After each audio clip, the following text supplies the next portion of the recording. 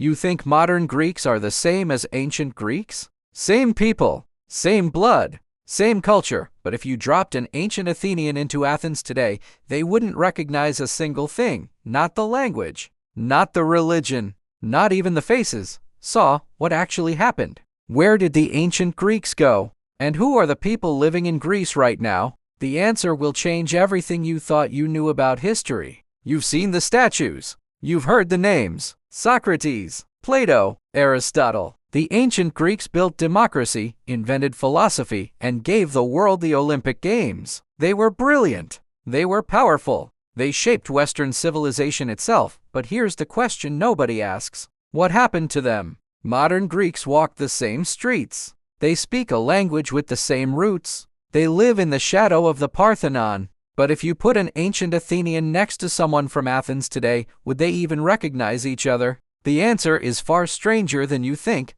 Let's start with something simple. Language. Modern Greek and ancient Greek share the same alphabet.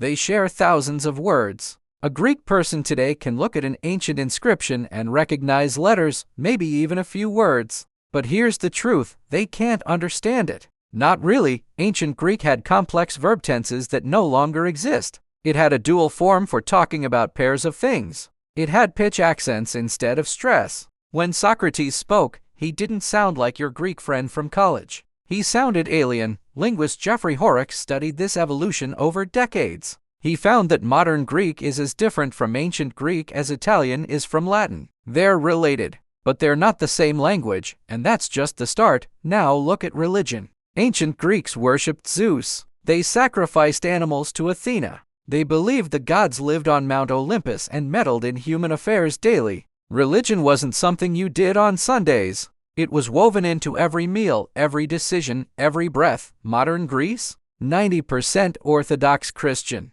They cross themselves before meals. They light candles in churches. They celebrate Easter with a passion that would confuse an ancient Athenian completely. The temples are ruins now. The gods are myths. The religion that defined ancient Greece for over 1,000 years vanished almost entirely. Historian Nano Marinatos calls this the most complete religious transformation in European history. It didn't happen overnight. It took centuries. But by the year 400 CE, the old gods were illegal. The temples were closed. The oracle at Delphi went silent forever. Your ancestors prayed to Zeus. You pray to Christ. Everything changed, but maybe bloodlines stayed the same. Maybe genetically, modern Greeks are still ancient Greeks. Maybe the DNA survived even if the culture didn't. Not quite. Geneticist George Stamatoyiannopoulos ran one of the largest DNA studies ever conducted on Greek populations. He compared modern Greek DNA to ancient samples recovered from archaeological sites. The results were surprising. Modern Greeks do carry ancient Greek ancestry, but they also carry significant genetic contributions from Slavic migrations in the 6th and 7th centuries, from the Ottoman Empire's 400-year rule, from Venetian occupations, from Roman settlers. The genetics aren't pure. They never were. Ancient Greece itself was a melting pot. Athenians looked down on Spartans. Spartans looked down on everyone. Macedonians weren't even considered fully Greek by some. The idea of one unified Greek race is a modern invention. Your DNA tells a story of mixture. Always has.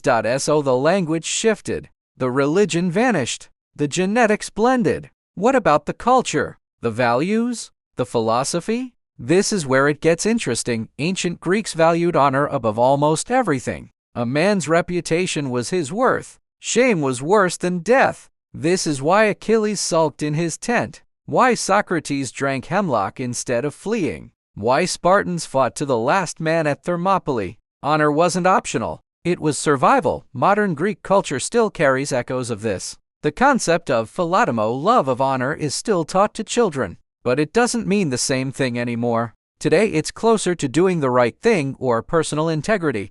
It's not about dying gloriously in battle. It's about helping your neighbor, respecting your elders, being a good person. Anthropologist Michael Hersfeld spent years studying Greek mountain villages. He found that while modern Greeks romanticize their ancient past, their actual daily values come from centuries of Ottoman influence, Christian morality, and Mediterranean family structures that have more in common with Italy and Turkey than with Pericles. you inherited the words, but the meaning shifted. Then there's democracy. Ancient Athens invented it. Every citizen had a vote. Decisions were made by the people. It was revolutionary. It was beautiful, except it wasn't. Only free adult males could vote. Women couldn't. Slaves couldn't. Foreigners couldn't. In a city of 300,000 people, only about 40,000 had political rights. That's 13%. Ancient Athenian democracy was an oligarchy with good marketing. Modern Greece? Universal suffrage since 1952. Women vote.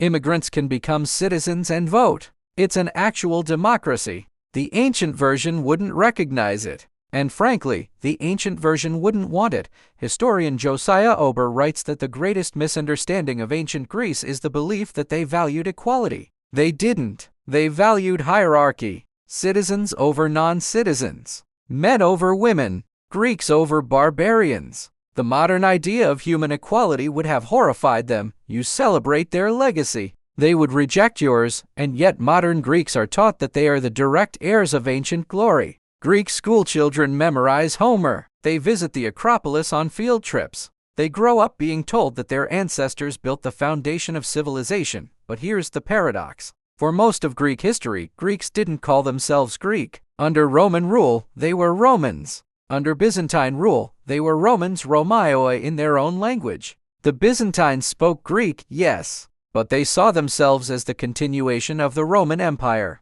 not the heirs of It wasn't until the 19th century, during the Greek War of Independence, that the connection to ancient Greece was fully rekindled. Revolutionaries needed a national identity. They reached back 2,000 years. They skipped over the Byzantines, skipped over the Ottomans, and claimed Sparta and Athens as their spiritual ancestors. It worked. Greece won independence, and the myth hardened into fact. Historian Stathis Gorgoras calls this dream nation ideology. Modern Greece invented its own past, not out of lies, but out of need. A people without a country needed a story, so they took the most glorious one available. You believe you're them, but you're not. You're something new, and maybe that's okay, because here's what didn't change. The landscape, the mountains, the sea, the light. The olive trees still grow where they grew 3,000 years ago. The Aegean still crashes against the same rocks.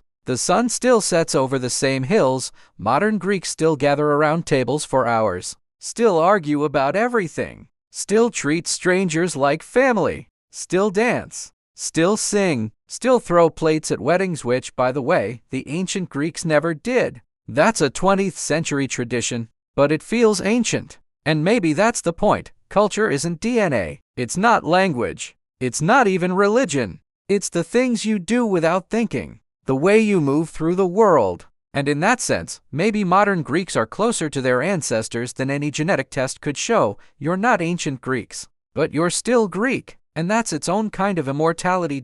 So the next time you see a white marble statue in a museum, remember this. It was never white. The ancient Greeks painted their statues in bright reds, blues, and golds. We just forgot. The paint wore off, and we assumed the bare stone was the original. We do that with history too. We strip away the color, smooth out the contradictions, and what's left looks noble, timeless, pure. But it never was. Ancient Greeks were messy, complicated, human, just like modern Greeks. Just like you. You've seen the statues. You've heard the names. But the real story isn't about what stayed the same. It's about everything that changed, and somehow, against all odds, survived anyway.